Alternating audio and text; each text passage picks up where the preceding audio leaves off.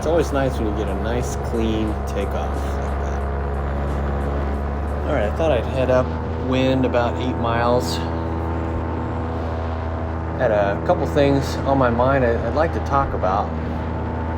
So I bought some Air Jordans recently. I really like Air Jordan shoes. They are popular and can go for a lot of money, so I couldn't really pull the trigger to buy them new, so I bought some Air Jordan 1s used.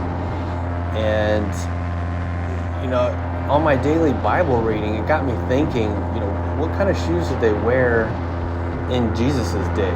Because I know that they wore sandals, but I was curious if they wore any other kind of shoe or boot or something. What are those?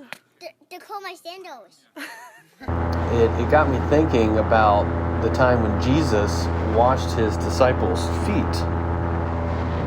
Did you know that in ancient Israel, when they gathered around the table, they didn't sit like we do today, right? They laid down with their feet kind of angled to the side, which would be near the head of the person next to them. Now, if you walked in sandals all day long, the dirt roads from Bethany to Jerusalem or wherever, no one wants to be up with people's feet in their face or anything, and everybody hated to wash people's feet. It was a lowly job. It was reserved for like the slaves, right? But in John 13:3-5, it says Jesus knew that the Father had put all things under his power, and that he had come from God and was returning to God. So he got up from the meal, took off his outer clothing, and wrapped a towel around his waist. After that, he poured water into a basin and began to wash his disciples' feet, drying them with the towel that was wrapped around him. Now, why did Jesus feel a need to show this level of service to his followers? Perhaps there was a level of resentment among the disciples. Not too much earlier than this activity, we know that James and John in Mark chapter 10 went to Jesus with a question. "Teacher," they said, "we want you to do for us what we ask." "What do you want me to do for you?" he asked. They replied, "Let us sit at your right hand and the other at your left in glory."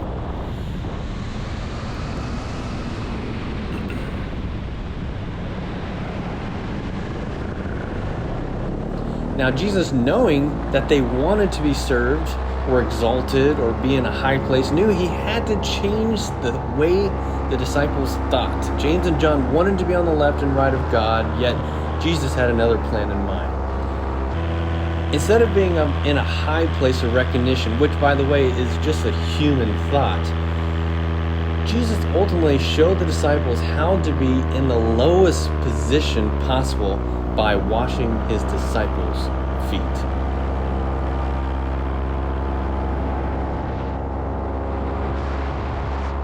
Service was the goal and is how to show love. Let me ask you a question. Do you show up to church gatherings looking to serve?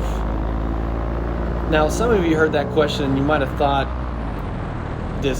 of feeling burdened or something, like a weight was placed upon you. You're thinking, I already have a busy life. I don't want to go to a church gathering and just go to work. I'd rather have a place of rest where I can be fed.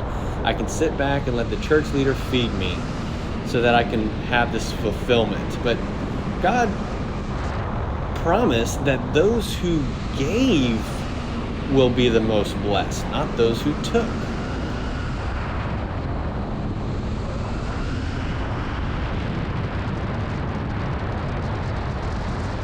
And takers are actually the most miserable people on earth. So it's our inability to take our eyes off ourselves that puts them on others that destroys us.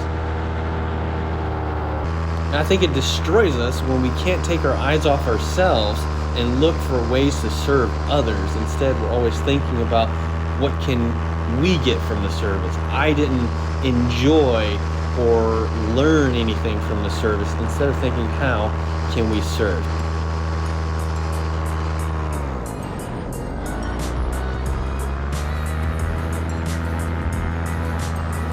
This is one of my favorite things, where you make a circle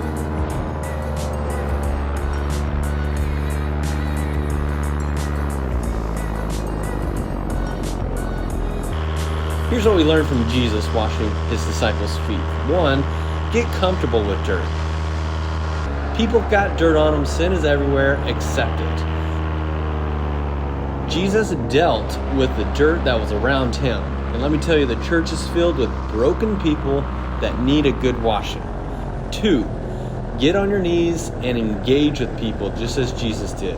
Find a ministry that you can get involved in that pushes you beyond your comfort zone. My dad always said, don't wait to want to serve. Serve first, and the desire will come later. And lastly, set time aside to serve. We get caught up, it's easy to miss an opportunity. Try this. Next time that you're talking to somebody, you're saying, hey, how's it going? And they respond with, oh, I'm fine, or it's a good day, or whatever. Try acknowledging that, wait for the response, and then say, so how are you doing really? And I think this is a good way to kind of disarm them from their regular answer, because they've already told you it was good. Now they need to embellish that with something else, and they might just actually tell you some of the problems they've had that day or whatnot. When they understand that you really want to know about them, take a few minutes and let that be your ministry. How are you doing really? And just listen.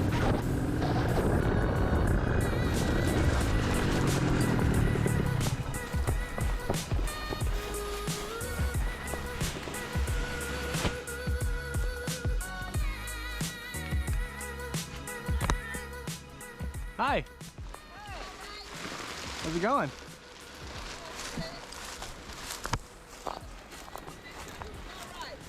What's that? You saw the smoke, we want to make sure you all right. Oh, thank you. No, it's just it's baby oil I have. Baby oil?